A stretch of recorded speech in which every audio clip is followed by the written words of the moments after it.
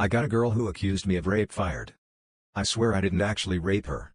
We were friends from work, she had flirted with me before, and we were both drunk that night. It was definitely consensual minus the alcohol, but I don't see why I should be blamed if we were both drunk. The one thing that I did wrong was that I knew she had a boyfriend but still did it. The next day she was crying and felt guilty. A few days after that she called me and told me she thought I raped her. I don't think she told anyone else, but at work she started to avoid me. It was a problem since I was the team lead. A few months after that, my manager told me our company was doing layoffs and if I could spare anyone from my team. I felt guilty about it, but I wanted to stop feeling uncomfortable at work too. I told him she wasn't needed. At least she got a very generous severance package. I helped her out afterwards and helped get her a great job at a company she always wanted to work at. I knew a guy pretty high up there and got her an interview. She thanked me for the help and even apologized for the accusation. We're friends again. But she doesn't know I was the one who got rid of her in the first place. I feel like a shady manipulator, but none of it was premeditated. I think it was best for both of us since she's at a different company now and enjoys the work a lot. The thing I feel bad about is how she thinks she owes me. This isn't the first time something like this has happened either. I never do it purposefully but I'm always making people think I did something for them and they owe me even when I actually wronged them. My niece might have a disability and I will never forgive my brother. I, 22M, have a brother, 34M, who got married and had a daughter approximately 2 years ago. I have a genetically transmitted muscular dystrophy, which renders me with extremely weak muscles and essentially forces me to use a wheelchair. No one from either of my parents' families carries the disease but me. Knowing the disease is genetically transmitted, I kindly asked my brother and sister-in-law to at least conduct a test before trying for a baby, so that the child won't have to suffer through his entire life like I did. Oddly enough, they just didn't want to do anything like that and my sister-in-law said something within the lines of being grateful for anything coming from God. Fast forward 2 years, during a routine blood check, the doctors detected an anomaly with the level of a substance, the same one which led me to be initially diagnosed 16 years ago. Although this alone does not confirm that the disease is present since infections can cause this also and many further tests should be done, I still think it is too much of a coincidence. As you can guess, my brother and his wife are devastated, praying non-stop that there is nothing, while crying. But what I feel is total anger. I can't help but think how could they ignore such an important thing, especially when I specifically warned them about it. How dare they ruin a child's life just because they were lazy and didn't want to spend money on a test. I didn't find it fair to get mad at my parents, since there was no way they could have known. Nobody has the disease, and they are not relatives after all. But this is plain cruel. I look at my niece and see the happiness behind her eyes, like I had when I was a child, before visiting countless hospitals and having to deal with physiotherapy sessions till I die. I remember how just 4 years before I laughed to the idea of ever needing a wheelchair. I remember not feeling such an undesirable, non-functioning person who should have not survived natural selection. Now they have sent a sample to a laboratory abroad. The results should be available in 3 to 4 months, which will fully reveal what is the problem. I'm a 23-year-old virgin. This is so FK and embarrassing. I'm 23F and I've never had sex, never been in a relationship or been in love, and literally no one knows. It's not because I've never had the opportunity to have it, because I have, but I've never been able to take the step.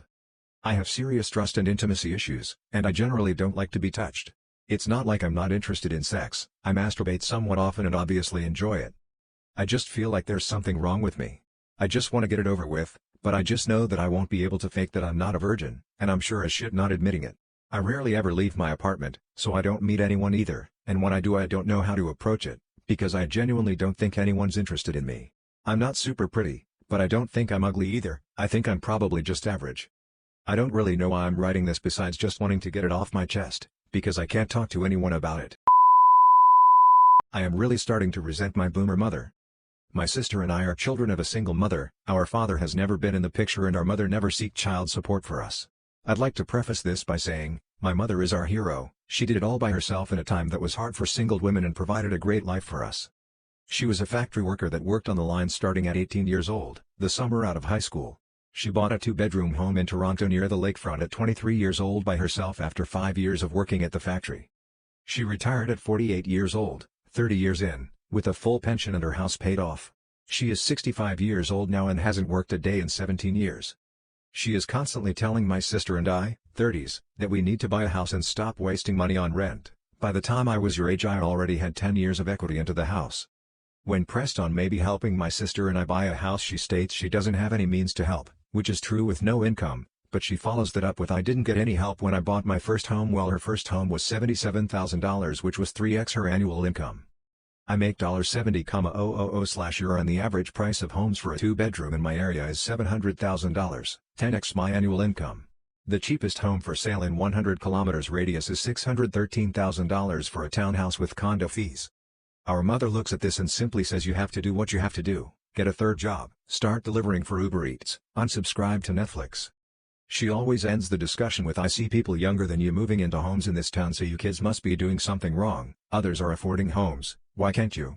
I try to tell her that most of those people are getting help from their parents through HELOC. My favorite line has been, "What did you do 4 years of university for if your job can afford you a starter home?" I work in a forensic lab and appear in court as an expert witness on major criminal cases. That's why I went to university for 4 years. The fact she doesn't understand that the world is so drastically different now than when she was my age is really starting to put a strain on our relationship. Cousin 36 mad at 24 dropped my nephew 3, her kid, off at the police station BC. She never came back to get him, and wouldn't return my calls. Am I in the wrong? I don't have kids, so I have studies and a job. I was only supposed to watch him for 5 days. She was supposed to come get him at 10 p.m. the 5th day. She went to the beach. She never responded but kept posting Snap stories of her the day she was coming home, on Snap. I waited another 2 days, she still wouldn't answer me. Her parents live 8 hours away. I do not have a license, I'm dealing with an injury and cannot drive. I was not gonna Uber or fly him back as it's a lot of money. My parents couldn't watch him either. So I dropped him with my cousin's contact info/location to the local police station. She is mad at me. I was only supposed to watch him 5 days, I had him for 7. She lied and didn't come back for 4 more days. She got mad and said, "Why didn't I just put him in daycare?" I told her, "It's not my kid, I'm not paying $300 a week for him." WWID?